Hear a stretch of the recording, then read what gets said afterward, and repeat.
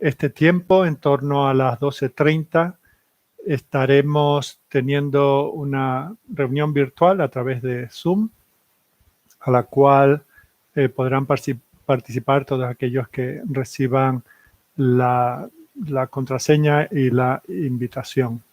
También quiero recordaros que tendremos un tiempo semejante el próximo martes a las 19:30, también para orar, compartir peticiones de oración y orar. Y el jueves, si Dios lo permite, estaremos a las 19 teniendo el estudio de la palabra del Señor en el libro de los Hechos, en continuación de la serie que estamos realizando. Tengo que asegurarme de que está llegando bien el sonido.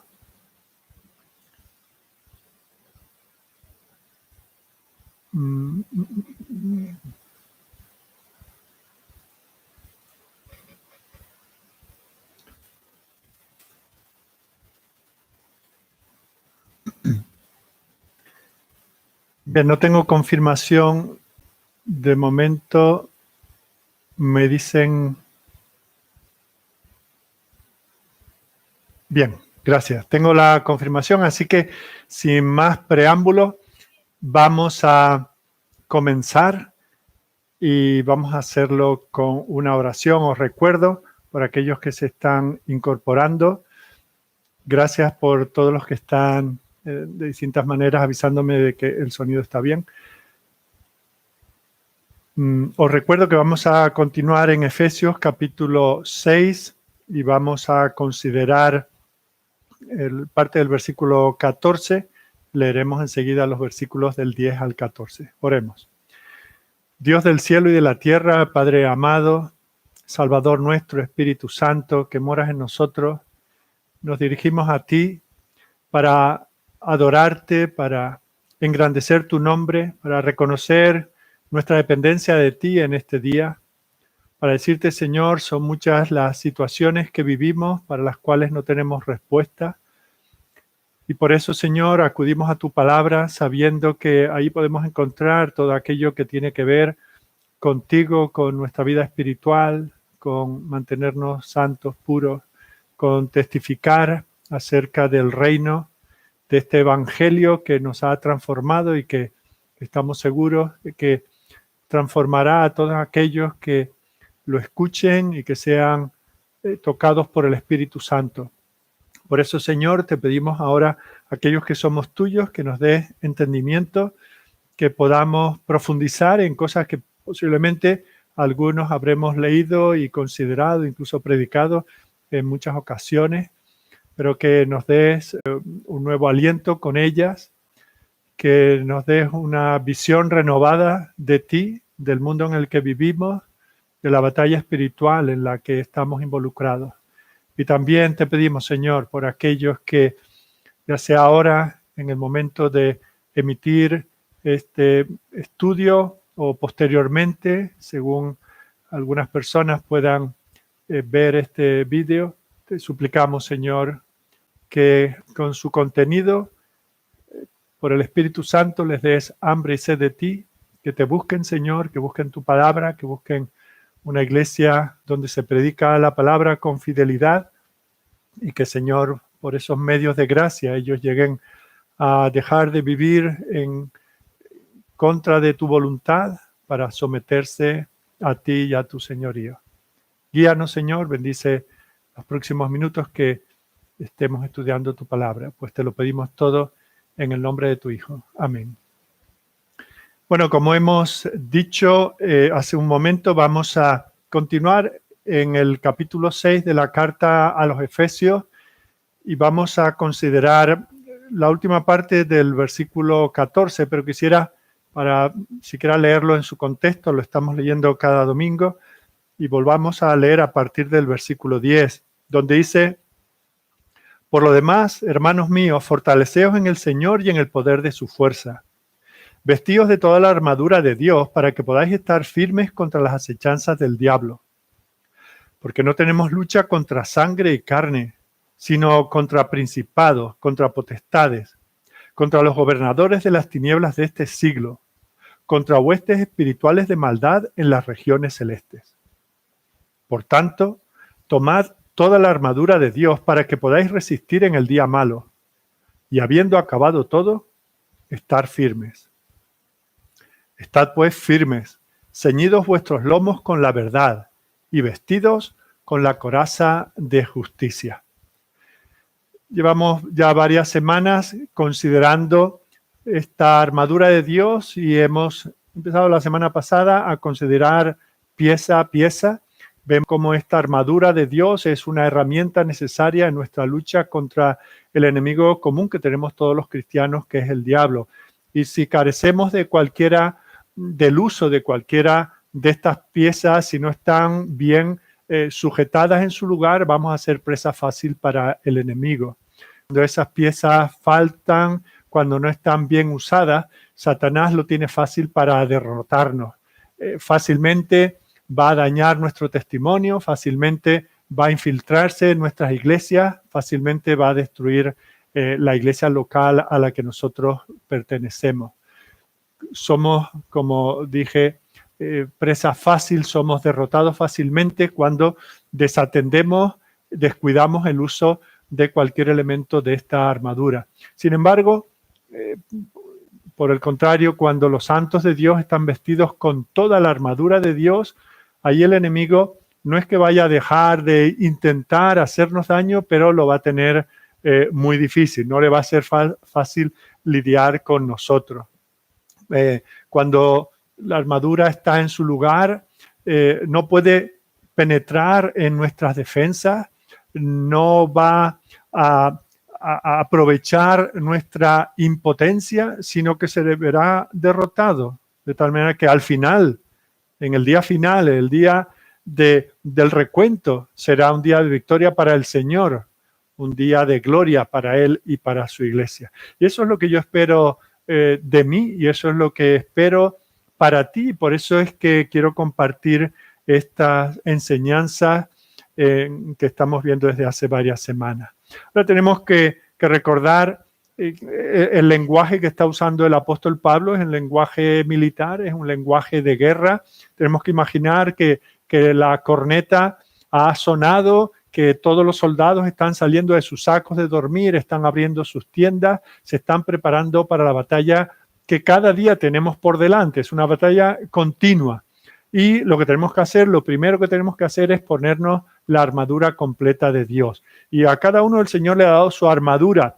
Al niño en la fe, el Señor le ha dado la armadura conforme a su crecimiento, conforme a su necesidad como neófito. Aquellos creyentes maduros, aquellos santos que tienen una experiencia ya en las cosas del Señor, pues tienen también su armadura acomodada a sus necesidades y a su experiencia. Se la han puesto miles de veces en el pasado y continúan cada día necesitando ponerse esa armadura, ya sea un adolescente recién convertido, ya sea una abuela que lleva décadas en el Señor. Lo primero que tiene que hacer cada día es ponerse esta armadura. Ninguno debe negarse a salir de la tienda, ninguno debe decir yo no salgo, esta no es mi guerra. La trompeta ha sonado, el capitán nos está llamando y tenemos por lo tanto que estar preparados para la guerra. No podemos salir sin prepararnos. Así que este lenguaje nos pone en un contexto de ruido, de ebullición, cada uno corriendo. Hay un ambiente de acción. No se nos dice que nos preparemos para el ensayo del coro. No estamos llamados a ir a un festival de música. No, estamos llamados a ir a la guerra. Y por lo tanto tenemos que estar preparados para ello. Y lo que vamos a continuar en esta mañana es viendo elemento tras elemento de toda la armadura de Dios, porque necesitamos saber cuáles son cada una de estas piezas, saber exactamente qué son, cómo se usan para que podamos estar firmes manteniendo el terreno que el Señor nos ha concedido por su gracia. Estamos sentados en los lugares celestiales en Cristo posicionalmente, pero ahora estamos aquí, estamos en medio de una guerra. La semana pasada vimos como el primer elemento, en la primera parte del capítulo 14, el primer elemento que se menciona es el cinturón de la verdad. Y eso se refiere a un compromiso total con el Señor, a una vida construida sobre la fidelidad a la palabra de Dios y al Dios de su palabra. Y este cinturón que debe rodear nuestra cintura nos proporciona la estabilidad, la facilidad, podríamos decir, de movimiento para que el soldado cristiano pueda ubicar alrededor de todo su cuerpo ese resto de herramientas que le van a servir para poder defenderse contra las acechanzas del diablo. Si no tenemos ese cinturón de la verdad, encontraremos que el resto de las piezas no encajan. Así que no voy a hablar mucho más. Si alguno no estuvo presente o no ha podido escuchar ese mensaje en esta misma página, puede verlo con la fecha del domingo pasado. Hoy nos toca considerar la coraza de justicia. Como hemos dicho, entendemos que el apóstol que está en prisión cuando escribe esta carta está rodeado de soldados romanos y él observa cómo son y cómo están equipados. Y él se da cuenta de que la coraza es una pieza de armadura sin mangas que cubre básicamente el pecho del soldado. Ningún soldado romano, a ningún soldado se le ocurría entrar en batalla sin tener la coraza no solamente delante, sino bien ajustada. Sabemos que había en aquellos tiempos distintos tipos de petos o de corazas que se utilizaban. Algunos estaban hechos de gruesas piezas de cuero que se moldeaba para adaptarlo al pectoral, a todo el tronco del soldado. Y sobre eso se ponían una serie de láminas superpuestas como las tejas de un tejado, como escamas que muchas veces eran de cascos de pezuñas de animales, otras veces eran de cuernos, otras veces eran piezas de metal. Luego habían otras corazas que eran más de tipo de desfile, que eran hechas de lino, también eran más ligeras, pero también servían de protección porque se les cubrían con unas tiras de pezuñas, de cuernos o de metal. Luego había otro tipo que en sí eran de puro metal. Estaban martilleadas o amartilladas para acomodarse al cuerpo de cada soldado, de cada individuo. Eso es todo lo que vamos a decir en el aspecto físico de las corazas. Lo que sí sabemos seguro es que el soldado, cualquiera que fuese el tipo de coraza que utilizara, se lo ponía porque sabía que con ello se protegía los órganos vitales que están en el tronco de un hombre, ¿verdad? Cubría el corazón, los pulmones, el hígado, el estómago, etc. Recordemos que cuando todavía no existían los antibióticos, cuando las técnicas quirúrgicas no estaban tan avanzadas como hoy en día, una herida en cualquiera de estas zonas del cuerpo no solamente sería muy dolorosa, sino que casi seguro que eran fatales, ¿verdad? Acababan produciendo la muerte. Por lo tanto, la coraza no era optativa, era imprescindible. Si quería protegerse de lesiones graves y de la propia muerte, un soldado no se le ocurría ir a la batalla sin ella. Ahora, fijaos que solo de hablar de esto ya empieza a venir a nuestra mente el significado espiritual de lo que esta coraza significa. Tenemos que recordar que en el mundo antiguo, igual que en el mundo actual, contemporáneo, el corazón era el asiento de la mente y de la voluntad de una persona. Bueno, ellos hablaban más que del corazón, hablaban de los intestinos. Intestino significa interno, todo lo interno, esos órganos internos que eran el asiento, se suponía el asiento de las emociones o de los sentimientos.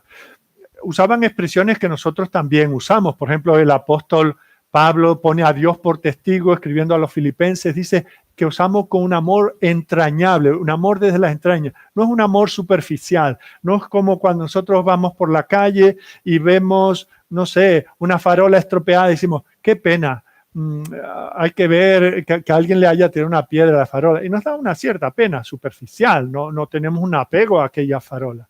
No, esto es diferente. El amor que Pablo profesaba a aquella iglesia le salía desde lo más íntimo. Cuando él habla también a los filipenses en el capítulo 2 de si hay alguna consolación en Cristo, si algún afecto entrañable, ¿verdad? Él habla de estas cosas que están arraigadas en el corazón. Habla más adelante a los colosenses de tener una entrañable misericordia.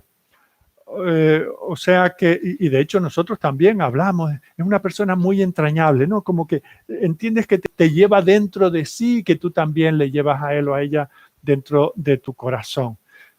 Hoy en día hemos cambiado eso un poco y hablamos más del corazón. Claro, si alguien graba su corazón, un corazón para sus entrañas, poner un hígado, poner unos intestinos, pues no sería tan romántico, pero fijaos, cuando nos disgustamos, se nos hace un nudo en el estómago, solemos decir, ¿verdad? Decimos, te amo con todo mi corazón, o lo siento, perdona, lo siento de todo corazón. Lo que estamos diciendo con esas expresiones es que lo que decimos lo experimentamos desde dentro. Y ahora, ese interior nuestro es lo que tenemos que proteger con esa coraza de justicia. Aquel soldado romano cubría su corazón, cubría sus entrañas, y Pablo dice, igualmente vosotros, cubrid vuestro interior con la coraza de justicia. Porque fijaos que hay dos áreas en la vida de un cristiano que son en las que Satanás nos ataca con más frecuencia, que son la mente y las emociones. Satanás, para engañarnos y intentar hacernos caer, pues llena nuestra mente de falsas doctrinas y de falsas emociones. Usa el mundo malvado que nos rodea para poner en nosotros pensamientos equivocados, pensamientos ateos, y nos anima a tener emociones equivocadas, a amar lo que deberíamos aborrecer y aborrecer lo que el Señor ama. Y Satanás con eso gana terreno, porque nos confunde nuestros pensamientos, confunde nuestros sentimientos, y de tal manera que acabamos amando las cosas equivocadas, teniendo prioridades equivocadas, teniendo metas equivocadas en la vida, dedicando nuestras lealtades a cosas equivocadas y no a las que teníamos que dedicarnos. Y ahí es donde Satanás gana mucho terreno en nuestras vidas.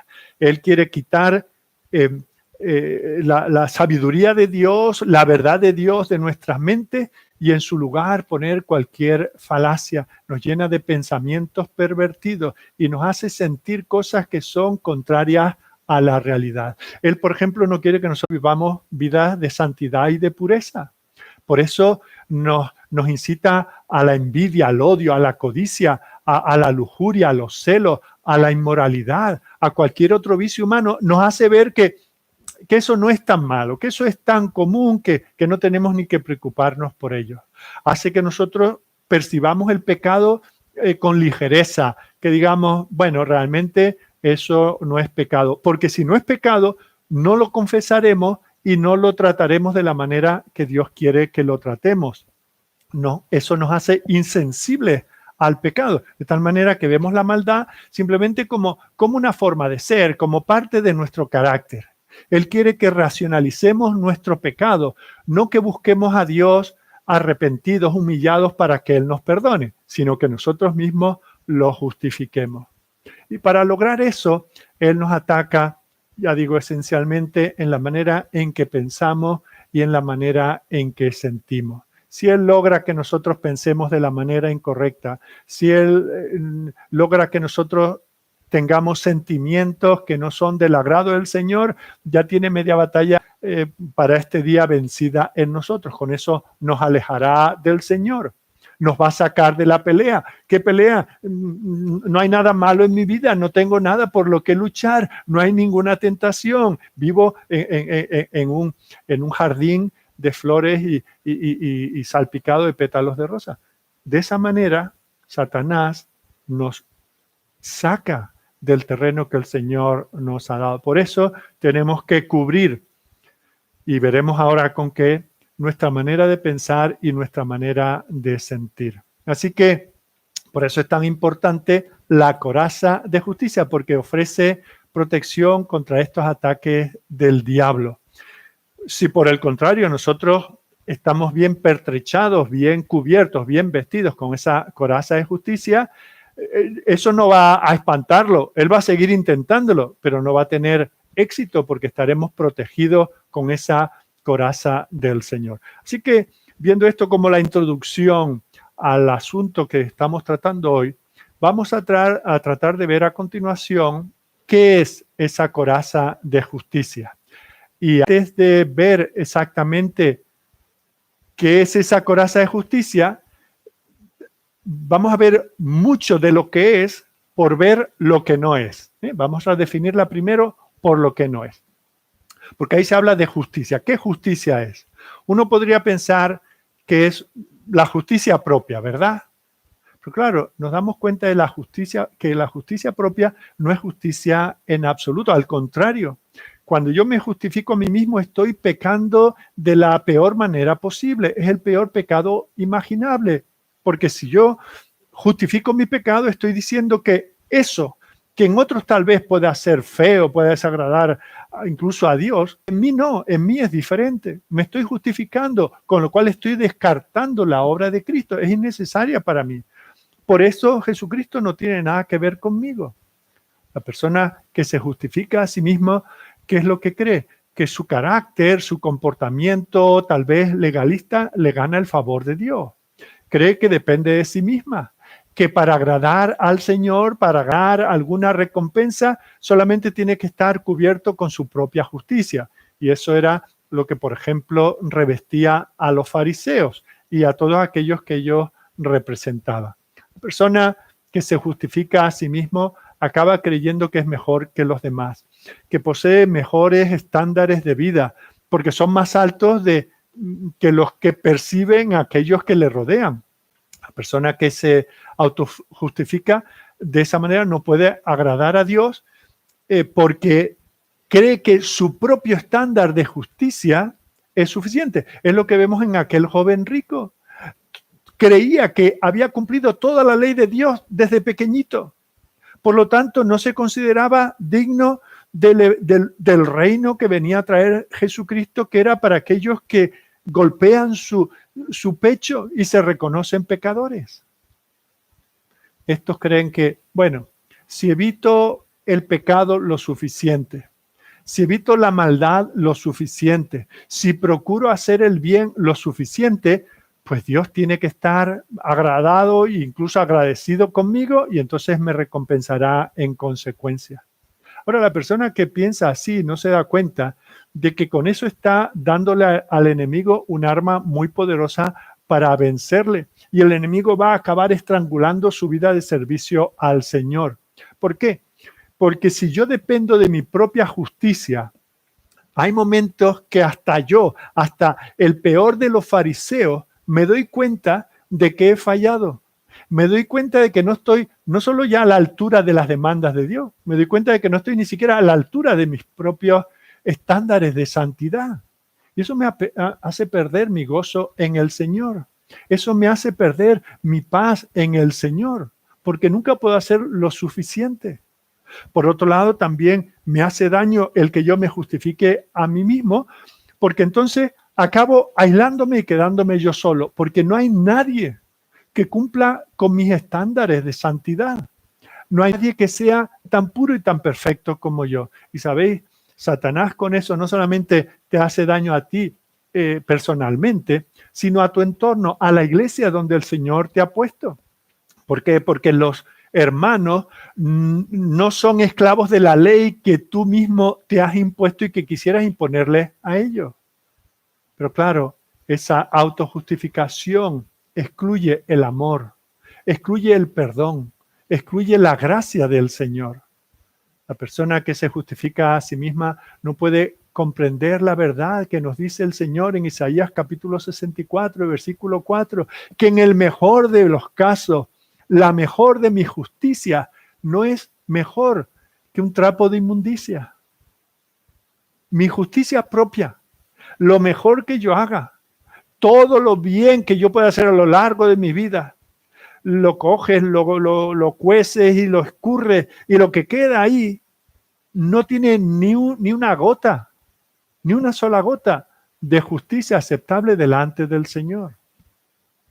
Y es por eso que el Señor, y es lo que para mí constituye el eje, el centro, el versículo central del Sermón del Monte, allí en Mateo capítulo 5, versículo 20, el Señor nos dice, si vuestra justicia no fuere mayor que la de los escribas y los fariseos, y ahí no se está hablando de la justicia que vamos a ver enseguida, la justicia de Cristo imputada, sino vuestra vida religiosa, vuestra vida espiritual, si no es superior a la, no igual, superior a la de los escribas y fariseos, no entraré en el reino de los cielos. Y yo me tengo que dar cuenta de eso, que yo soy incapaz por mí mismo de andar en esa justicia, en esa santidad de la verdad. Así que para ver qué es ese peto, esa coraza de justicia, lo primero que tengo que ver es lo que no es. No es mi justicia propia. En segundo lugar, y es muy importante, y vamos a dedicar bastante tiempo esta mañana a considerar esta cosa que no es la coraza de justicia, es la justicia imputada de Cristo. Vamos a ir aquí a lo más fundamental del Evangelio. Fijaos que para que Dios haga a un individuo, a un hombre, a una mujer, joven, mayor, para que lo haga cristiano, obra en su corazón por el Espíritu Santo con una energía regeneradora. Le da un nuevo génesis, un nuevo gen, un nuevo inicio, una nueva vida, un nuevo nacimiento, un nuevo corazón. Hace que esa persona ahora que puede ver, ahora que tiene vida, se vea a sí mismo de la manera en que antes jamás se había visto. Hace que esa persona se vea como el peor y más miserable pecador, que se vea que está bajo el juicio de Dios, que se vea como un hombre o una mujer perdido, que se vea indefenso, que se vea condenado al infierno, que se vea con un corazón engañoso.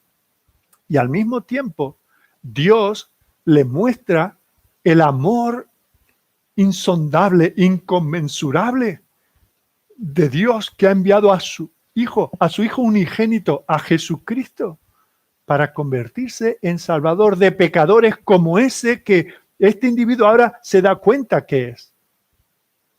Fijaos que el Señor ha logrado en esa mujer, en ese hombre pecador que está bajo la ley de Dios y por tanto bajo la condenación, ahora le imputa una justicia que no es suya, es la justicia de Cristo. Y cuando hablamos de la justicia de Cristo, vemos que es una justicia humana. Por eso Dios se hizo hombre. No era suficiente con que la segunda persona de la deidad, de alguna manera, en el cielo como Dios, nos enviase su justicia. No, tenía que ser la justicia que se deriva de una obediencia perfecta a la ley de Dios. Por lo tanto, Él se hizo hombre y la justicia que Él obtuvo es una justicia 100% humana, carne de nuestra carne, sangre de nuestra sangre. Es completamente adecuada, por lo tanto, para hombres y mujeres. Pero al mismo tiempo, ese que es Dios, ese que es hombre, también es Dios. Y por lo tanto, esa es una justicia divina, una justicia eterna, una justicia inmutable, una justicia rica en recursos, suficiente para llenar todo el universo, para que cada hombre, cada mujer, cada niño que haya existido jamás, para que cada estrella del cielo estuviese llena de esa justicia y la derramase sobre nosotros y aún le quedase otro tanto. Así de grande es la justicia del Señor. Él al pecador arrepentido no le da simplemente lo justo para ir escapando. No. Él da justicia plena, la justicia que Dios demanda. Nada menos que eso se la da al pecador que cree, al pecador en el cual Él ha puesto una nueva vida y le da la fe para creer esto. Y en ese momento ese pecador está cubierto con la justicia inmaculada de Cristo, no con la justicia de un fariseo o alguna superior a la de los fariseos, porque siempre será de hombres o mujeres pecadores. Es la justicia inmaculada de Cristo. Y esa es la que hace que la mancha carmesí de mi corazón sea cubierta. El Señor ha hecho mi justicia, la que yo no puedo hacer, la que Dios levanta. Así que con ese acto de redención, el Señor nos cubre con su justicia. Ahora bien, habiendo hecho eso, todavía hay unas realidades que se verifican en nosotros. Todavía está esa culpa que hay que tratar.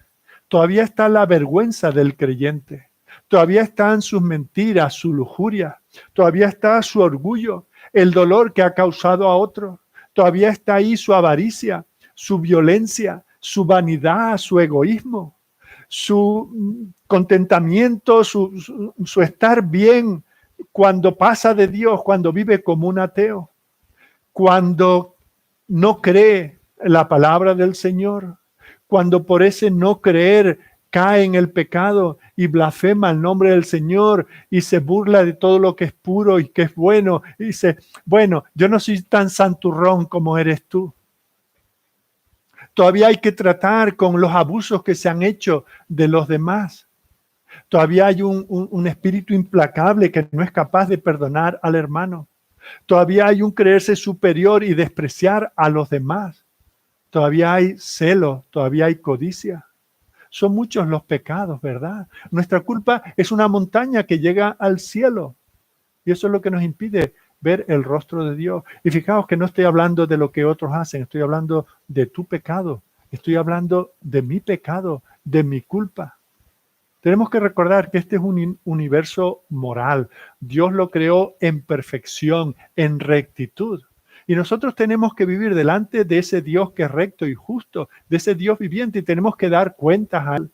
Y tenemos que guardar los mandamientos, pero somos incapaces. ¿Y qué es lo que estamos acumulando? Toneladas y toneladas de venganza de parte de Dios. Estamos acumulando vergüenza delante de Dios, castigo delante de Dios. Lo estamos acumulando y poniendo todo ese hedor, toda esa podredumbre, toda esa hez que sale de nosotros, la estamos poniendo delante del trono del Dios del universo.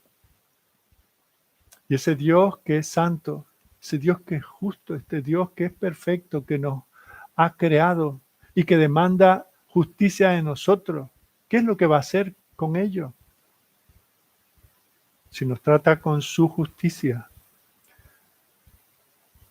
no hay infierno suficiente, no hay eternidad suficiente para que nosotros podamos acabar y eliminar esa pecaminosidad, esa culpa, esa duda que tenemos con el Señor.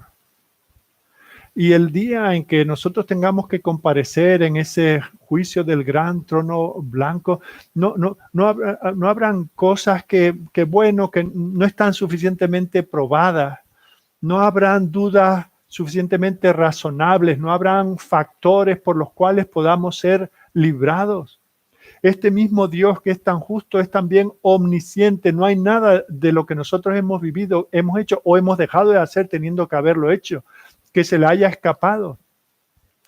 Y yo te pregunto, siendo esto así y siendo esta tu realidad, te pregunto, ¿cuál crees tú que va a ser el veredicto de Dios sobre ti? Te lo digo, culpable. No hay otro veredicto. Por cuanto todos han pecado y están destituidos de la gloria de Dios. Y con todo lo que te puedo amar o apreciar en Cristo, yo no puedo quitar esa culpa. Y mi deber como siervo del Señor es anunciarte que estás bajo la condenación de ese Dios viviente, ese Dios que es santo, puro y perfecto, el cual ha dicho que la paga del pecado es muerte. Y tú por ser tú, como se suele decir, por tu cara bonita y yo por la mía, no podemos librarnos por nosotros mismos de esa maldición. Pero al mismo tiempo que te digo esto, tengo que decirte que Dios ha tejido una túnica de justicia con la que está dispuesto a cubrir a todo aquel que reconoce esa culpa, que reconoce esa ofensa delante del Señor, que viene a Jesucristo en busca de perdón. Él ha hecho algo asombroso en Jesucristo. Él ha lidiado con el pecado. Él ha lidiado con el castigo. El Señor Jesús eligió convertirse en el Cordero de Dios, aquel que sufriese nuestra culpa y nuestra condena. Él no murió por algún desliz, murió por nuestros pecados. Él amó a la iglesia de tal manera que se dio a sí mismo por ella. Es lo que acaba de decir Pablo en el capítulo anterior. Él fue herido, fue muerto por nuestra maldad. El Padre puso sobre él todas nuestras iniquidades. Él estuvo en el corredor de la muerte y llegó al patíbulo y fue ejecutado no por sí mismo, sino por pecadores como nosotros. Y de esa manera el Cordero de Dios es que ha quitado el pecado del mundo. Él se ha convertido en el gran sustituto. Él se sometió al soplete de la ira de Dios. La llama del juicio divino cayó sobre él. Todo lo que era malo, todo lo que era despreciable, todo lo que era indigno, él lo cargó y sufrió el castigo que todo eso merece. Todos los abusos que los hombres hacen de las mujeres o que los adultos hacen de los niños, todo lo que los hombres hacemos abusando de lo que llamamos la naturaleza, la creación del Señor.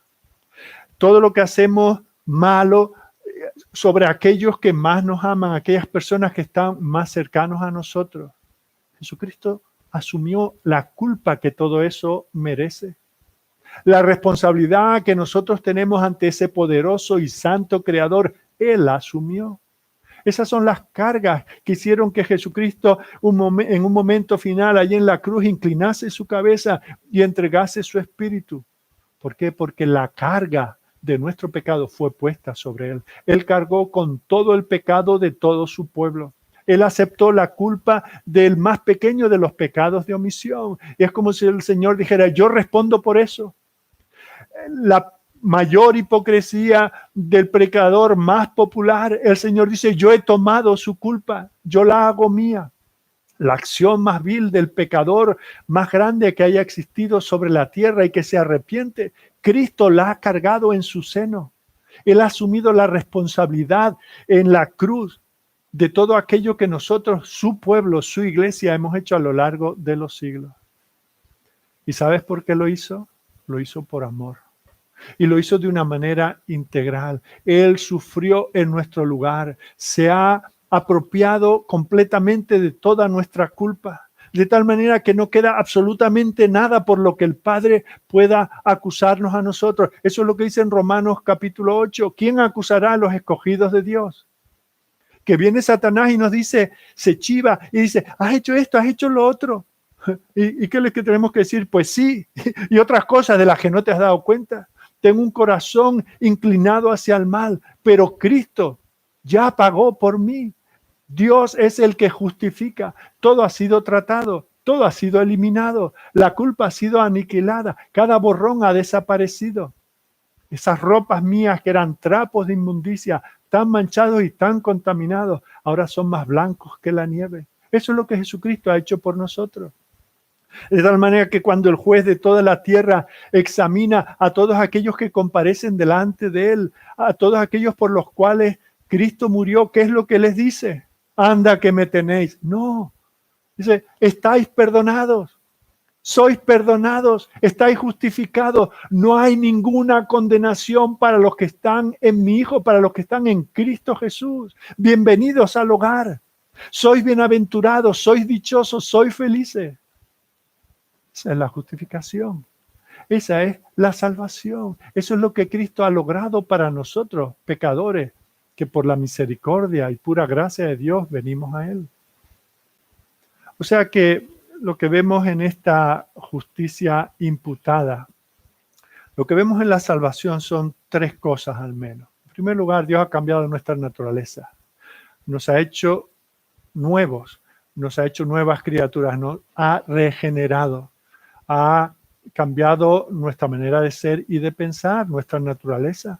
Nos ha librado de nuestros prejuicios contra Dios. Fijaos, Satanás, este engañador, pone ese prejuicio con que Dios ha dicho y se pasa todos los días diciéndonos lo mismo.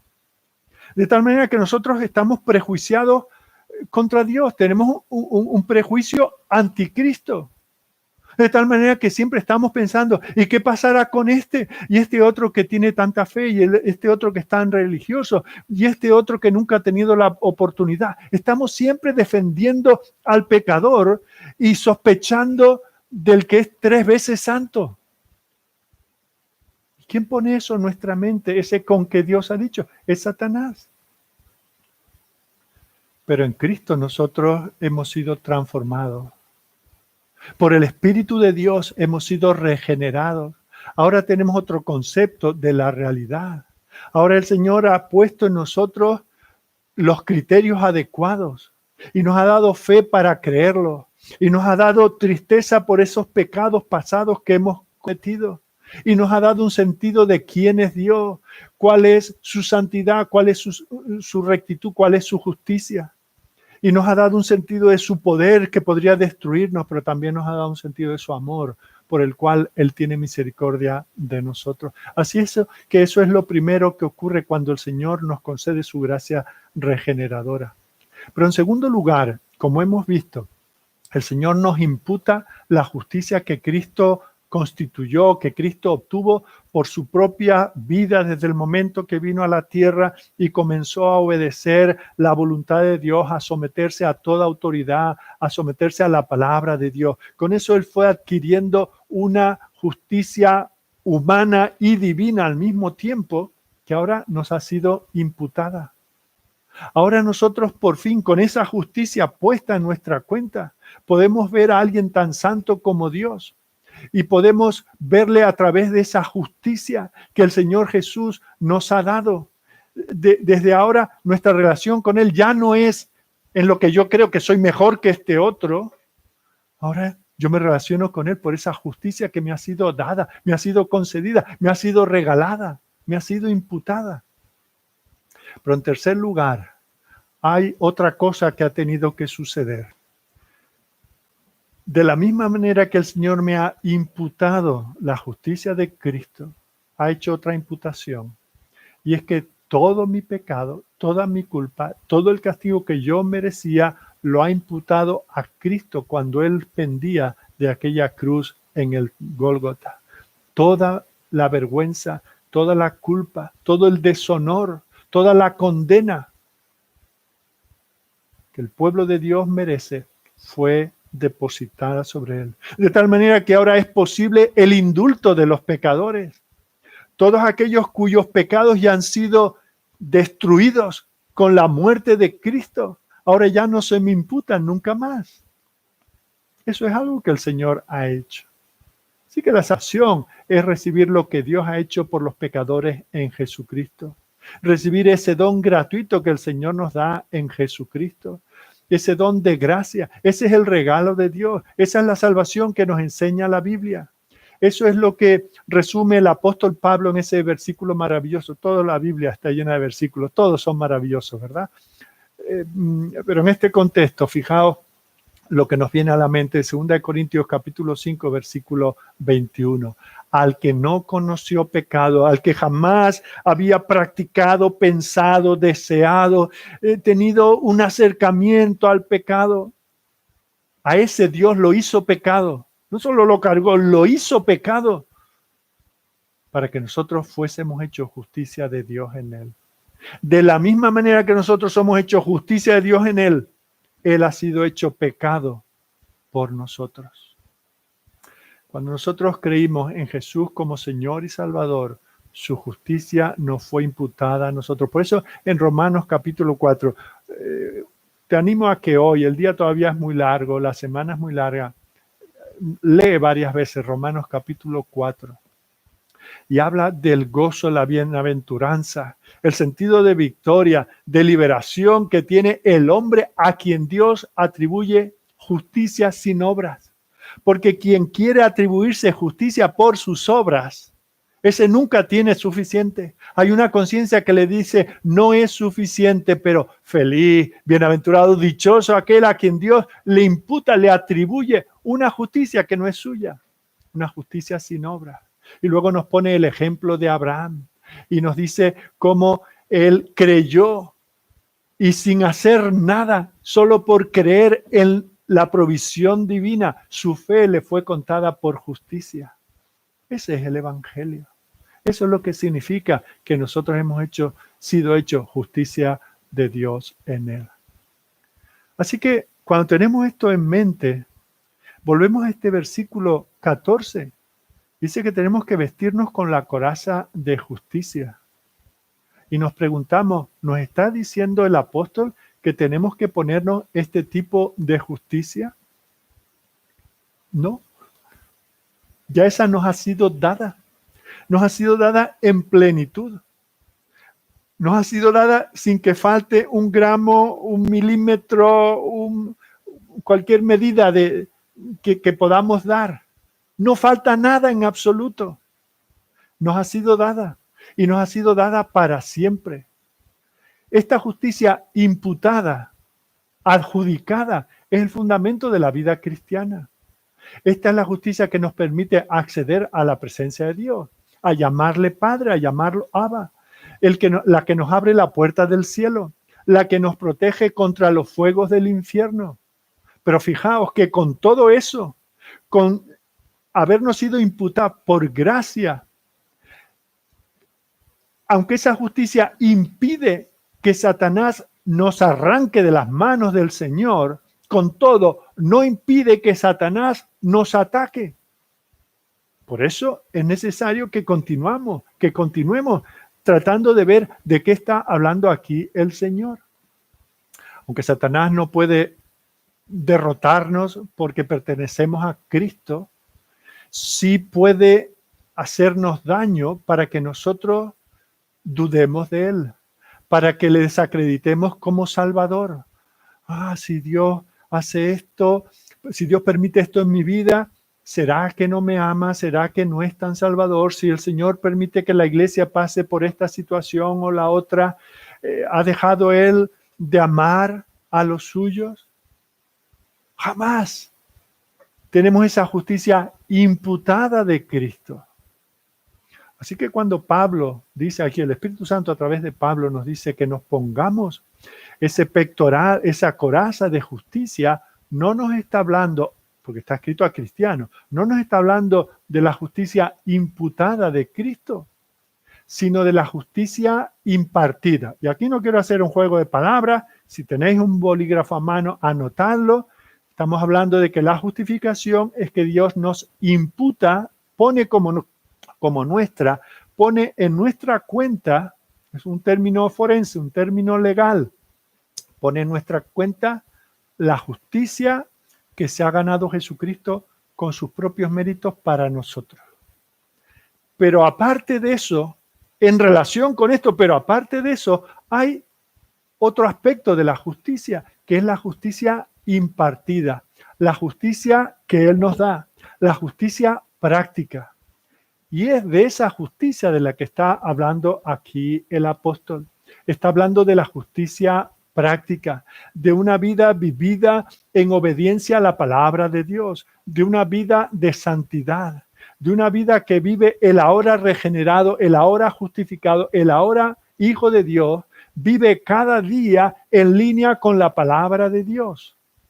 Por la nueva identidad que recibimos cuando venimos al Señor, ahora todo es nuevo. No solamente el pecado nuestro ha sido puesto en Cristo, Él ha sido hecho pecado y nosotros hemos sido hechos justicia de Dios en Él, sino que precisamente por eso, como dice el apóstol Pablo en 2 Corintios 5:17, si alguno está en Cristo, si alguno está justificado, ahora es una nueva criatura. Las cosas viejas pasaron, por lo tanto, todas son hechas nuevas. ¿Os dais cuenta? Aquí estamos hablando de otra cosa. Estamos hablando no de justicia que se nos atribuye, sino una justicia que se nos concede. Una justicia con la cual ahora nosotros tenemos que cubrirnos. De eso es de lo que él está hablando cuando menciona ese elemento de la armadura de Dios que es la coraza de justicia. No nos puede estar diciendo que nos pongamos la justicia imputada de Cristo, porque eso ya es algo hecho, algo con lo que contamos todos los cristianos y que nadie nos puede quitar. Para ser un cristiano, por así decir, básico, eso es imprescindible. Todo cristiano que realmente lo es, porque no hay otros, ¿verdad? No estamos hablando de los que se llaman, sino los que son cristianos. Todos los cristianos están vestidos con la justicia de Cristo. Somos verdaderamente, a partir de entonces, somos verdaderamente sinceros cuando venimos delante del Señor y nos vemos a nosotros mismos y decimos, Señor, me rindo, tú eres mi Dios, sálvame, tómame, perdóname, hazme tuyo, acéptame, no quiero pecar más contra ti. Cualquiera que sean esas primeras palabras balbuceando o balbuceantes de ese que está siendo convertido en este momento, tienen que ser palabras que salen de nuestro corazón. Lo que no debemos hacer nunca es usar las palabras de otro. Por eso desanimamos a hacer esas llamadas oraciones del pecador. Cuando uno es consciente del mal que ha hecho, le salen de su corazón. No tiene que repetir una fórmula dada por otro. Le sale de su corazón decir, Señor, perdóname, hazme tuyo. Veo la realidad del pecado en mi vida y yo no quiero seguir viviendo así. Confío en ti, creo en ti, haz lo que tengas que hacer para salvarme. Y cuando nosotros vamos con esas palabras, tal vez no muy sofisticadas y tal vez no muy ordenadas, ¿qué es lo que ocurre? Allí mismo, en ese mismo instante, Dios nos viste con la justicia de Cristo. Esa es la respuesta divina a nuestra fe en Él. No se trata de que si maduramos en esa fe, si agonizamos luchando por tenerla, si nos acercamos a la perfección, entonces el Señor evalúa y considera y a lo mejor nos la concede. No, ya nos ha imputado la justicia perfecta de Cristo. Pero pasan más cosas en ese momento. El Señor nos concede el conocimiento de nuestro pecado y nos concede el perdón. Por eso va acompañada la fe del arrepentimiento. Y es posible que en ese momento inicial no tengamos una certidumbre al 100% de todo lo que nos está sucediendo. Puede ser que en ese momento nuestra fe sea como un grano de mostaza. Puede ser que nuestro arrepentimiento, pasado el tiempo, tengamos que arrepentirnos de un arrepentimiento tan simple, tan básico y tan poco profundo. Nosotros en ese momento podemos decir, Señor, ni siquiera estoy seguro de que sea cristiano, pero una cosa sé, que si tuviera Cristo en mi vida, mis pecados serían perdonados. Cuando nosotros pensamos de esta manera, cuando nosotros actuamos de esta manera, cuando nosotros creemos así, confesamos así, tenemos evidencia de que somos del Señor, porque solo un cristiano confiesa ese tipo de cosas. Y ese es el inicio de nuestra vida cristiana. No tenemos que esperar a avanzar en el conocimiento de la teología para entender lo que es esa justicia imputada. No tenemos que pasar por un proceso de súplica a Dios que al final Él nos concede por nuestra insistencia. No es necesario solicitar al Señor, soy indigno, pero después de un tiempo que llevo en esta circunstancia, ¿me he ganado ya el ser llamado tu hijo? ¿Me quieres conceder la adopción? ¿Me quieres dejar entrar en tu familia? ¿Me quieres proteger como Dios y Padre? ¿Me quieres proveer todo cuanto necesita mi vida espiritual? No es a base de que nosotros sintamos esa necesidad y la confesemos. Ya el Señor nos lo da. Viene todo en el paquete inicial. No tenemos que estar suplicando por años o por meses hasta que el Señor nos lo dé. No, ya todo eso es nuestro. Es nuestro. Si tú eres cristiano, eso ya es tuyo. Fijaos, cuando nosotros, si dijésemos solo dos palabras desde el corazón y desde un convencimiento profundo, desde las entrañas, solo dijésemos esas dos palabras, Señor, sálvame. Y el Señor responde, mira todo lo que concede a una petición tan breve y tan sencilla, si es igualmente sincera, genuina y producida por el Espíritu Santo, más de lo que jamás podríamos pensar o incluso pedir. Así que cuando nos levantamos por la mañana y cuando suena el despertador, piensa que es la trompeta del Señor llamándote a vivir la batalla de ese día. Y tienes que prepararte para la lucha de ese día. Y el Señor no te dice en este momento, ponte encima, apriétate bien, abróchate bien los corchetes, las hebillas de la justicia de Cristo. Eso ya lo tienes. Todos tus pecados han sido perdonados. Eso no le falta al cristiano ni por un segundo. Eso ya es nuestro. Está nuestro y somos tan de su familia que podemos despertarnos y decir, Abba, Padre, Padre, buenos días, estoy aquí sabiendo que en cuanto ponga los pies en el suelo voy a tener que tener esa batalla. No te pido que me unas a Cristo porque ya estoy en Cristo. No te pido que el Espíritu Santo esté en mí porque ya Él está en mí. Lo que te pido es que me hagas consciente de cuál es el camino que debo seguir. Que viva en esa justicia, que se deriva de esa justicia imputada, que es la justicia que el Señor nos otorga, que nos concede. Eso es de lo que me tengo que vestir. Esa es la armadura que me tengo que poner.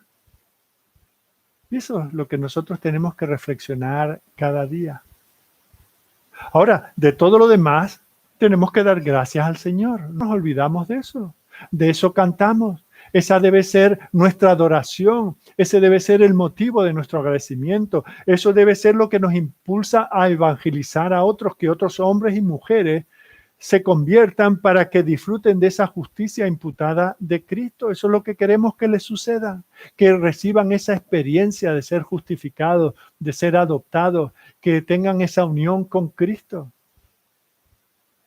Y nosotros lo único que debemos pedir en ese sentido es que no olvidemos los privilegios que eso conlleva, que como individuos, como familia, podamos todos andar juntos en este nuevo camino que el Señor ha abierto para nosotros. ¿Cuántas veces recordamos nosotros nuestros pecados pasados? ¿Cuántas veces recordamos nosotros esos horribles pecados que hemos cometido, la mayor parte de ellos desde que somos conscientes que somos cristianos? ¿Y qué es lo que hace Satanás? Viene y nos engaña y nos dice al oído, ¿tú realmente te crees de Dios? ¿Tú te crees que Dios va a aceptar a alguien como tú? Dios es santo y tú eres malo. Tienes un corazón que está corrompido, que está podrido. Mira el tipo de persona que eres. Mira lo que acabas de hacer, lo que hiciste hace un mes, lo que hiciste hace un año. ¿Y tú piensas que vas a ir al cielo? Por ahí nosotros que tenemos que recordar el estatus que tenemos como creyentes, que estamos vestidos de la justicia de Cristo, que hemos vivido días muy malos, pero que aún en nuestros peores días nunca hemos dejado de ser de Cristo, si es que lo hemos sido inicialmente. Pero Satanás busca engañarnos en esto. Quiere que nosotros nos olvidemos de esto. Y quiere que nosotros incluso intentemos compensar eso con nuestras propias justicias, con actos de arrepentimiento sinceros y de corazón. Y prometemos al Señor hacer esto y lo otro y ser un grande testigo suyo. Queremos ganarnos, recuperar la justicia de Cristo que creemos haber perdido.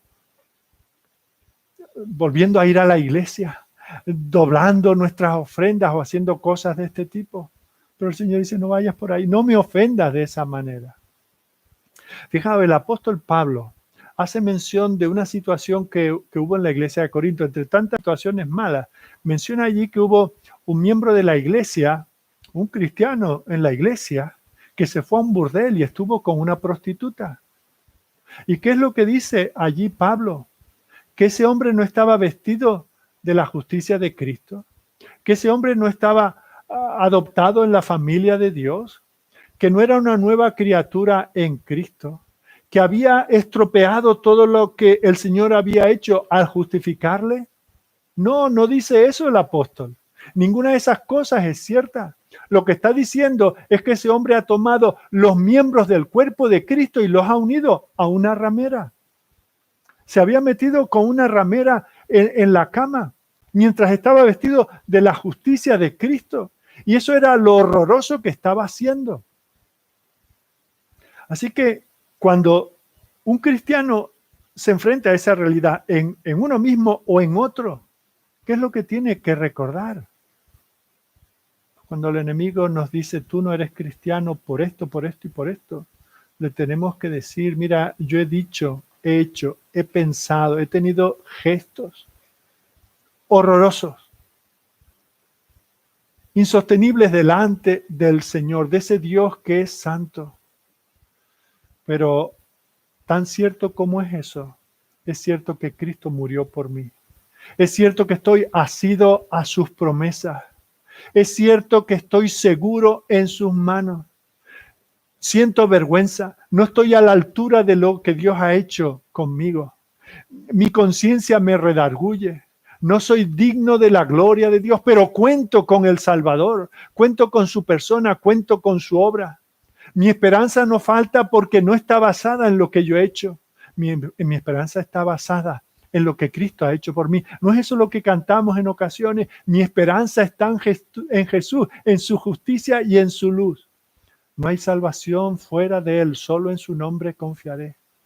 Y eso es lo que me ayuda a no vivir bajo la desesperación. Eso es lo que me hace que yo no eche la culpa, por ejemplo, al propio Dios, porque el Señor es que me has puesto en una situación de la cual no pude salir. No, en Él lo que tengo es mi justicia. Y os digo una cosa, Satanás ahí no puede entrar. Eso Él no lo puede tocar. Él no tiene ninguna parte en eso. Sí, puede señalarnos nuestras debilidades, nuestros pecados, pero no nos puede quitar la vida que tenemos en Cristo. Ya hemos sido justificados por la fe. Y por lo tanto, Romanos 5:1, por lo tanto, habiendo sido justificados ya un tiempo pretérito perfecto, no se puede ser más justificado, no se puede ser menos justificado que eso. Y por lo tanto tenemos paz para con Dios. Eso es algo que el soldado cristiano debe tener claro y siempre presente cuando se levanta cada día. Por eso es tan importante que conozca lo que el Señor está diciendo cuando nos dice que nos pongamos la coraza de justicia. No nos está diciendo que tomemos la justicia de Dios y nos la imputemos cada día. Eso ya lo ha hecho Él. Nos está diciendo que tenemos que vivir en esa justicia, en una santidad personal, en una obediencia creciente a Dios, dando frutos para su gloria. Eso es esencial para el cristiano, para no dar lugar al diablo. Somos protegidos por Él. Fijaos que en términos teológicos hablamos de que la justicia imputada es puntual. Una justicia que se nos da en un momento y en la que no podemos ni menguar ni crecer. Pero luego está la justicia impartida, que esa es lineal. Es una justicia lineal. Una ya es perfecta, intocable. La otra es progresiva, va cambiando, va creciendo, nos va santificando. Gradualmente somos llenos de esa justicia del Señor. Poco a poco forma parte de nuestra idiosincrasia, de nuestra manera de ser, de nuestra manera de pensar, de hablar, de responder, de actuar, incluso al pecado de otros. Cada día somos más como Cristo. Para eso hemos sido predestinados, para ser hechos conforme a la imagen de Cristo. A esto es a lo que se refiere aquí el apóstol. Piensa que incluso el lenguaje que usa aquí el apóstol, tenemos que imaginar, es por la mañana, suena, cuando uno estaba en la mili, esto se llamaba el toque de Diana. No me gusta nada lo de Diana porque era una diosa pagana, pero eso era el llamar, el despertar. ¿Y qué es lo que pasaba allí en el cuartel? Que de un silencio total empezaba el caos total. Hombres levantándose, poniéndose las botas, ruidos de cama, los que estaban en las literas de arriba saltando al suelo, ¿verdad? Y hay un proceso.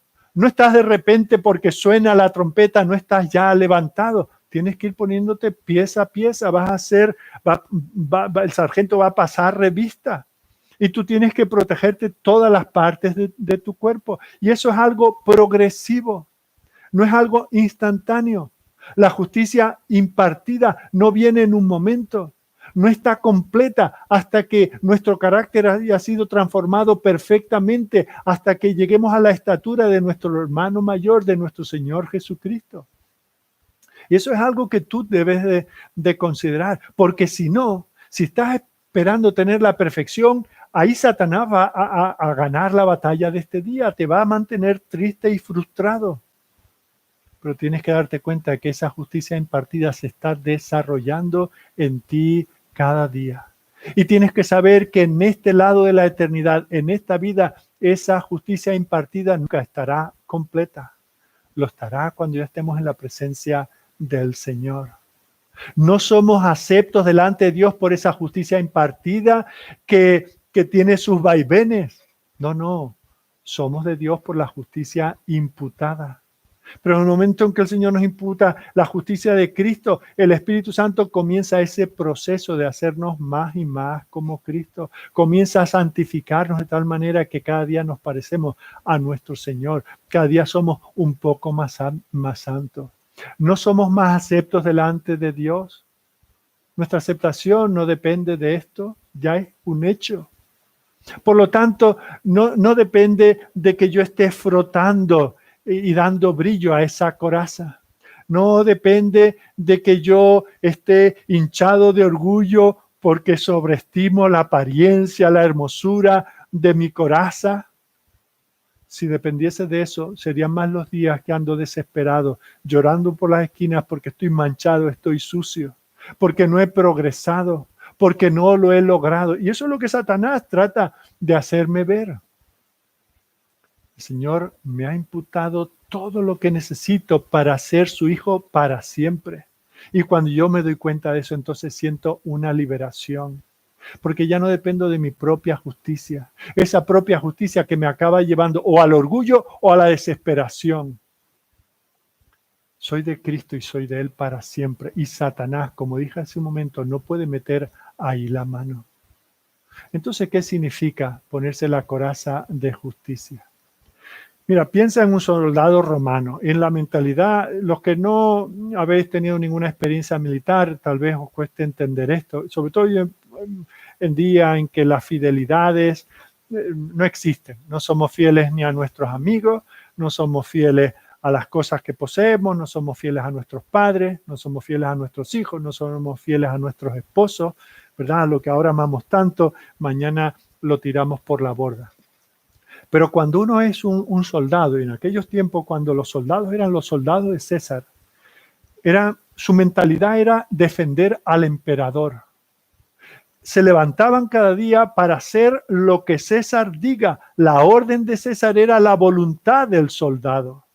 Su ética era someterse al emperador.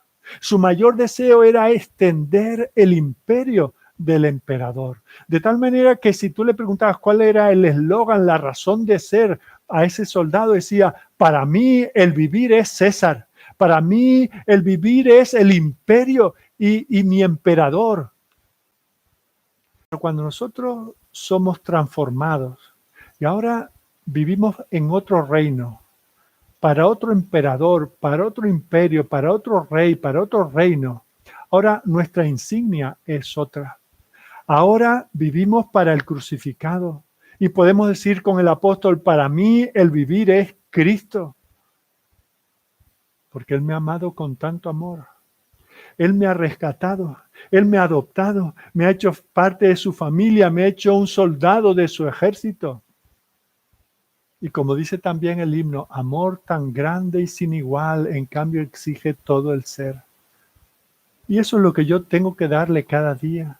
Y por eso cuando estoy en Cristo, el mundo es crucificado a mí y yo soy crucificado al mundo.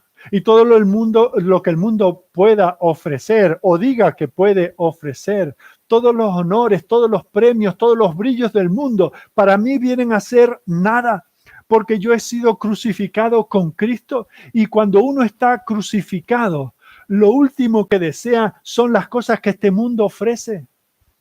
Cuando tienes la boca seca, cuando te falta el aire, cuando estás agonizando a este mundo, ya te pueden ofrecer lo que sea.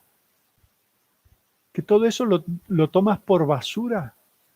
No quieres nada de lo que el mundo te ofrece. Eso muere por sí mismo. Ya el mundo pierde su atractivo. Te ofrece excitación sexual. Te ofrece recompensas materiales. Te ofrece emociones y gozos para la carne. Todo eso para los del mundo es un encanto.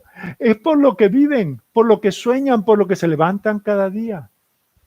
Pero ahora para ti que estás muerto con Cristo, que estás agonizando con Él, todas estas cosas te resultan repulsivas. Ahí desde la cruz, cuando estás crucificado con Cristo, te das cuenta que eso no tiene el valor ni de baratija. Las baratijas tienen más valor que esas cosas. Y eso es lo que significa ponernos la coraza de justicia. Vivir con la mente de Cristo. Vivir por el poder del Espíritu, parecernos más a Cristo, tener una vida con un vigor, una salud espiritual que nos hace dejar los viejos hábitos, esas cosas que sabemos que nos van a molestar en la batalla. Te quiero poner un par de ejemplos. En primer lugar, te voy a hablar de un joven. Vamos a llamarlo José. Es un joven guapetón, fuerte, con toda la energía de la juventud, un joven que está solitario, no tiene familia a su alrededor, vive lejos de casa, no tiene un contexto de otros cristianos, le han dado un trabajo para cuidar una propiedad y justamente su jefe está lejos y tiene la certidumbre de que no va a volver durante semanas. Y este jefe suyo está casado y su mujer lo mira, le hace ojitos, ¿verdad? Y lo mira y lo llama José, ¿verdad? Y dice, José, vámonos a la cama juntos, venga, ¿qué hay de malo en ello? Somos dos personas solitarias que se quieren. Démonos un poquito de afecto, un poquito de amor. ¿Qué es lo que hace José? Bueno, este se llama José, ¿verdad? Y de él leemos en Génesis, en el capítulo 39. Y ahí tenemos nosotros un cristiano. Ahí tenemos a alguien que está cubierto no de una túnica de colores, esa la había perdido, está cubierto con la coraza de justicia. Ese día y el día siguiente cuando se encuentra con la señora Potifar y le vuelve a insinuar las mismas cosas. ¿Y qué es lo que hace? Sucumbe. Dice, bueno, total, no pasa nada. Es mi ama, le debo obediencia. O mira, Dios, y se me has dejado solo. No me has dado una comunidad espiritual que me proteja, que ore por mí. No, que si hubiera dicho eso, el Señor le hubiera dicho, tienes la coraza de justicia que te ofrecí. ¿Por qué no te la has puesto? Pero este hombre no tiene que oír esa reprensión. ¿Por qué? Porque ese hombre cuando día tras día oye esa voz seductora que dice, vente a la cama conmigo. Este hombre dice, ¿cómo es posible? ¿Cómo se me va a ocurrir eso? ¿Os dais cuenta? Él ya tenía la injusticia de Cristo imputada a él, aunque Cristo todavía no había venido en la fe que él tenía en Dios. Él ahora es poseedor de esa justicia práctica. Y le dice a aquella mujer, usted perdone, señora, pero su marido, mi jefe, me ha dado todo en su casa. No hay nada después de él. Yo soy el que tiene bajo mi mando todas las cosas. Lo único que yo no puedo tocar es precisamente a usted. Yo haría una ofensa contra mi jefe y contra mi Dios. Y aunque ella estaba día tras día intentando, él le dice que no. Y por más que de distintas maneras le dice, José, vente conmigo a la cama. Él se mantuvo firme con esa coraza de justicia y dirá, otros criados tal vez lo hagan, tal vez el pastelero, tal vez el que trae las provisiones, tal vez alguno de los músicos de la corte, pero yo no caeré en eso. ¿Te das cuenta? Esa es la coraza de justicia que el Señor quiere que nos pongamos. La justicia práctica, la santidad práctica. Y no siempre tenemos que ponernos esto para evitarnos caer, incluso cuando caemos. Y ese es el segundo ejemplo que te voy a dar.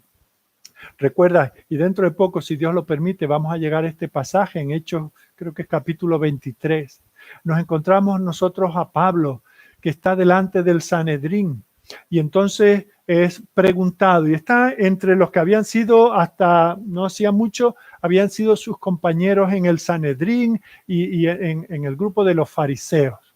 Y entonces comienza a hablar con ellos y les dice, hermanos míos, vamos, se conocían por nombre, habían sido amiguetes, ¿verdad?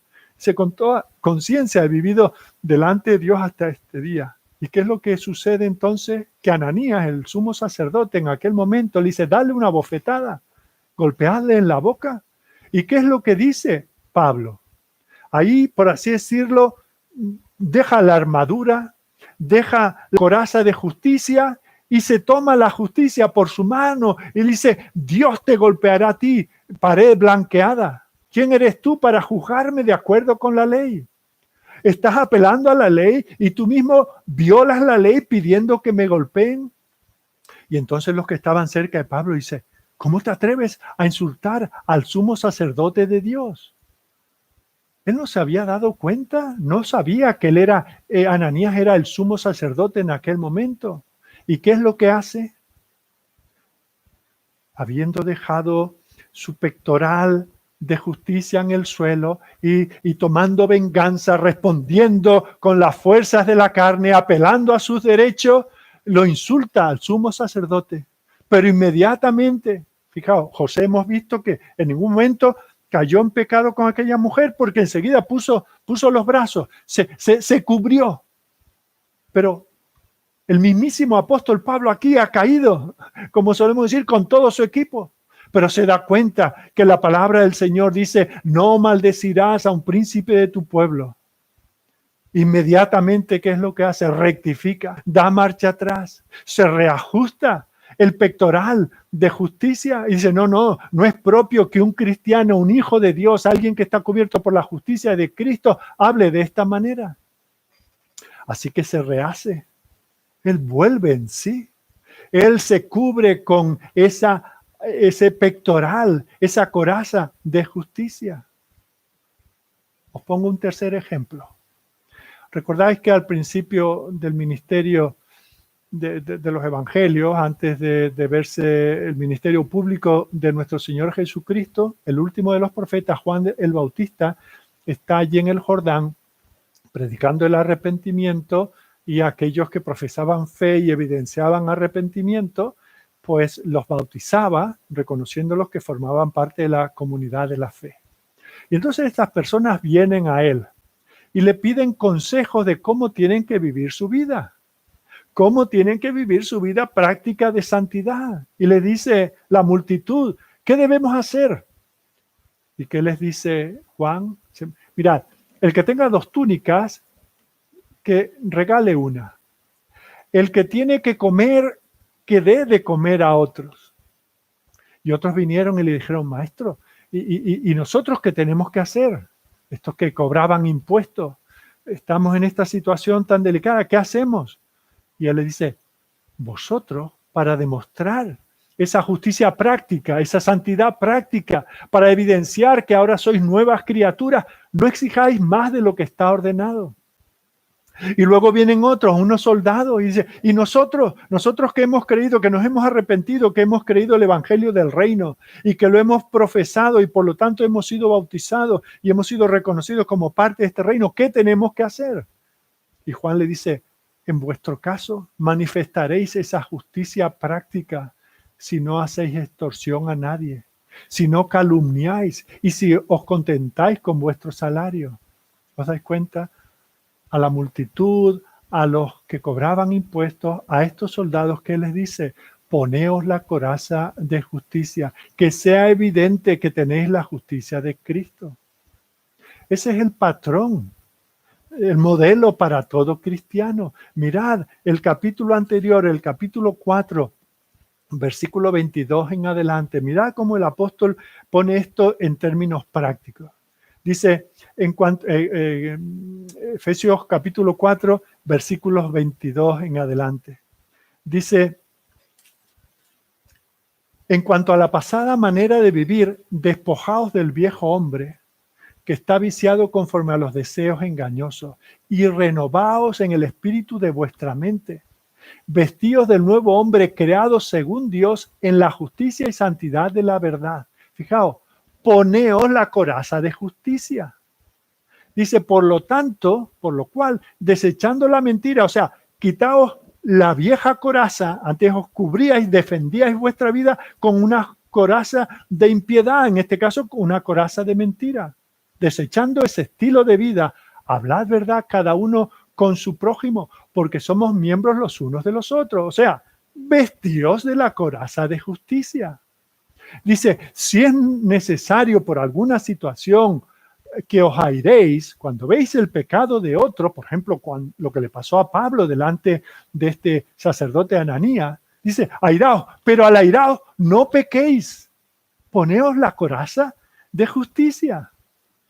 Y si os airáis, que esto nos dure todo el día, que no se ponga el sol sobre vuestro enojo, porque con ello estaréis dando lugar al diablo. Eso es lo que el diablo quiere que tú hagas. Dice, el que hurtaba, el que se protegía, tomando la posesión de otro, el que tenía esa vieja coraza, que ya no siga así, que tenga la coraza de justicia, esa nueva vida en Cristo, que no hurte más, al contrario, que trabaje, que haga con sus manos lo que es bueno, que tenga para sí mismo y para compartir a los que tienen necesidad. Vestidos con la coraza de justicia, esa santidad práctica, de tal manera que ninguna palabra corrompida salga de vuestra boca, que no tengáis que decir un taco ni el más mínimo, que no tengáis que maldecir, que no tengáis que jurar por Dios ni por nada que tenga que ver con Él, sino que lo que salga de vuestra boca sean palabras que edifiquen, de tal manera que compartáis gracia con los oyentes. No contristéis al Espíritu Santo de Dios. Ahora que sois santos, no contristéis al Espíritu Santo. Fuisteis sellados con Él para el día de la redención. Capítulo 1, versículos 3 en adelante. Poneos la coraza de justicia. ¿Qué quiere decir? Que no viváis ya más con gritería, amargura, enojo, ira, maledicencia, malicia. Esa era la coraza con la que antes os protegíais. Este me hizo tanto, me insultó, yo le insulto más. Ese me trató de manera desagradable, más le voy a dar. Dice, no. Vestíos con la coraza de justicia, siendo benignos unos con otros, siendo misericordiosos, dando amor donde recibís daño y ofensa, perdonándoos unos a otros, como Cristo perdonó, como habéis sido justificados y perdonados. Extended el perdón a otros. ¿Os dais cuenta? A esto es a lo que se refiere aquí el apóstol. Tenemos que ponernos ese peto, esa coraza de justicia práctica. Y eso es lo que podemos ver en esa ilustración, en ese libro de Juan Bunyan, El progreso del peregrino, cuando este cristiano pasa por el valle de la humillación, y todos sabemos lo que eso significa cuando somos golpeados y humillados por otros. Él se encuentra allí y ve al demonio como un ser asqueroso que viene del campo para encontrarse con él, este Apolión. Y Cristiano comienza a tener miedo y comienza a pensar en darse la vuelta, en regresar, pero se da cuenta de que no tiene nada que proteja su espalda y por eso tiene que enfrentarse a él.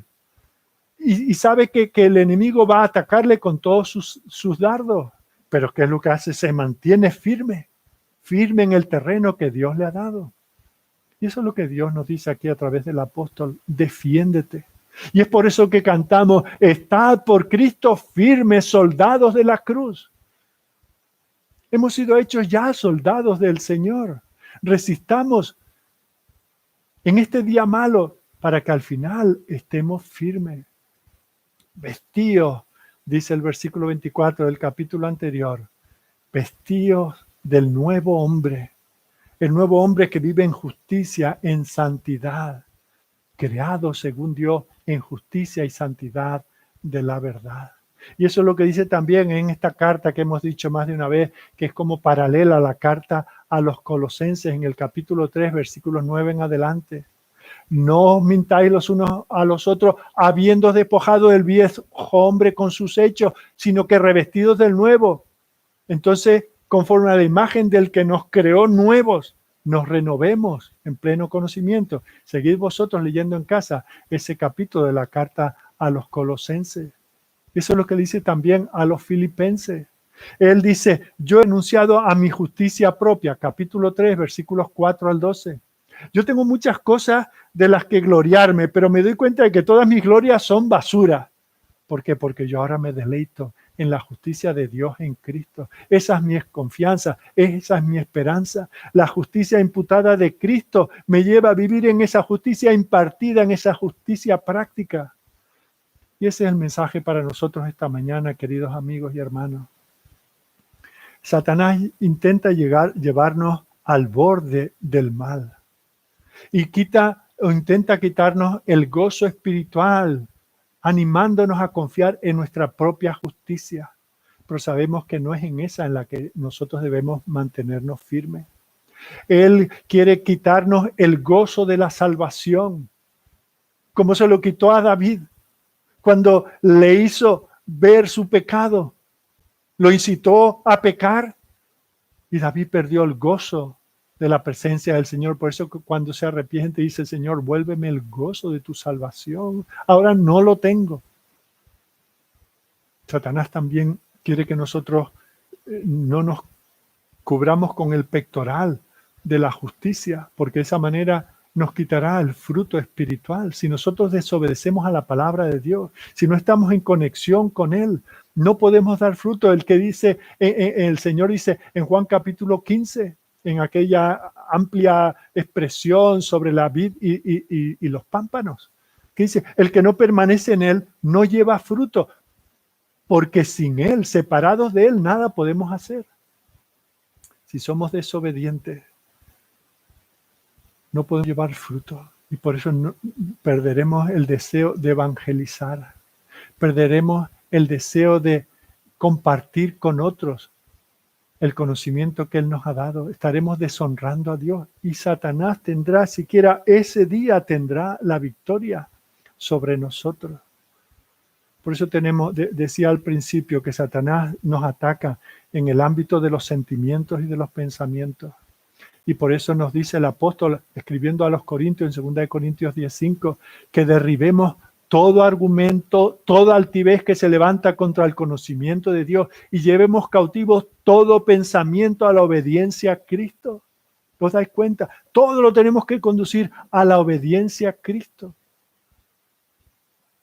No tenemos que estar afanosos, sino que tenemos que llevar nuestro pecado, nuestras debilidades al Señor y hacerle conocer todas nuestras peticiones con toda oración y ruego, con acción de gracias, como le dice a los filipenses. Y de esa manera, la paz de Dios, en un momento de conflicto, la paz de Dios que sobrepasa todo entendimiento, guardará nuestros pensamientos y nuestros corazones en Cristo Jesús.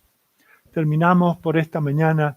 Intuyo que ha sido un poco más largo de lo habitual, pero quiero decirte, amigo, y quiero decirte, hermano, que si nosotros estamos cubiertos con la justicia de Cristo, nos será fácil ponernos la coraza de justicia. Viviremos vidas limpias que glorifiquen al Señor. Día a día practicaremos la verdad. Tendremos toda la armadura de Dios y podremos resistir en el día malo.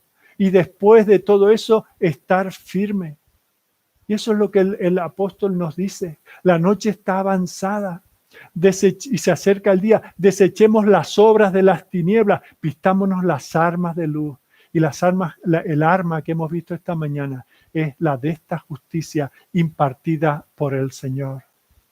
Si te llamas cristiano, si eres cristiano, estás vistiéndote cada día, cada mañana cuando te levantas. Recordando la justicia imputada de Cristo, te vistes de esa justicia impartida. Y cada paso que das, y cada pensamiento que tienes, y cada interacción con las personas que te rodean o con las que te encuentras en el camino, ¿Lo vives en santidad? ¿Lo vives en esa justicia? Quiera el Señor ayudarnos a apreciar el tesoro maravilloso que tenemos. Simplemente por decir, Señor, sálvame. Que lo disfrutemos y que eso nos transforme. Que vengamos a Él para disfrutar con ese cinturón de la verdad y con esa coraza de justicia. En medio de la lucha podamos tener victoria en Él, por Él y para Él. Oremos. Dios y Padre, queremos darte gracias por la bendición de tu palabra en esta mañana. Queremos darte gracias por el desafío que nos da. Primero para examinarnos y asegurarnos de que hemos sido cubiertos con la justicia de Cristo y que si eso ha sido una realidad en nosotros, es una realidad inapelable. No hay nada que pueda separarnos del amor de Dios, de la justicia de Dios en Cristo. Pero que eso también tiene una derivada y es como nosotros andamos en este mundo. Y es viviendo en la justicia de Cristo, viviendo en la santidad de Cristo, dejando nuestros hábitos, dejando las tentaciones como José, diciendo no a las cosas que más puedan apelar a nuestros sentimientos más profundos, rectificando como hizo Pablo cuando ofendió al sumo sacerdote y suplicando, yendo a los siervos de Dios como hicieron aquellos creyentes en los tiempos de Juan el Bautista, diciendo, ¿y qué es lo que haremos nosotros? ¿Cómo podemos vivir esas vidas que agradan a Dios, esas vidas de santidad, esas vidas de justicia práctica? Y cuando se nos dice por tu palabra, por las enseñanzas de este santo libro, que nosotros nos digamos, ay Juan, pero es que eso no puede ser, es que en mi caso tengo esta situación, es que ya quisiera pero no puedo, sino Señor, que haya una rendición total y absoluta. Oh Señor, ten misericordia de nosotros. Gracias por tu palabra. Haz que tengamos un día lleno de dicha y de bendición y que en gratitud cantemos alabanzas a ti, que en gratitud demos a conocer este evangelio a otros, que en gratitud estemos dispuestos a ser golpeados con tu cincel, el cincel de tu palabra, para ser cada día más como Cristo. Es en su nombre y es para tu gloria que te lo pedimos. Amén. Gracias, buenos días.